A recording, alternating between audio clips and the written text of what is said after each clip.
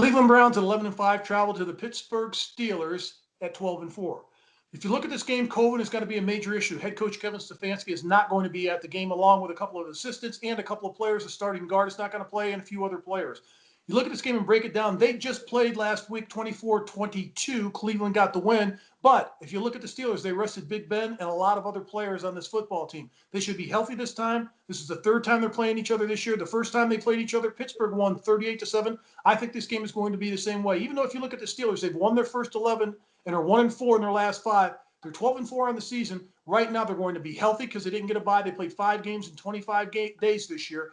Cleveland is a team that they can control without their head coach on the sidelines. Pittsburgh's a 5.5-point favorite. I look for Big Ben and the Steelers to rock and roll, particularly with their defense in this game. I got the score at 38-14.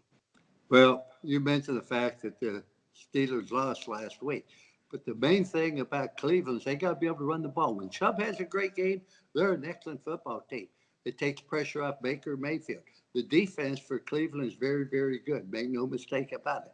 Now, this game has great importance to both teams. Last week really did. As you mentioned, they rested Big Ben along with others. The key to this football game, though, Mark, I think is going to be Myles Garrett. Can he put pressure on Big Ben? Can he force the turnover? Both teams protect the ball very, very well. But when you look at Pittsburgh, Mark, in their last 4 games, they played one good quarter. That was against the Colts when they were down 24-7 in the fourth quarter.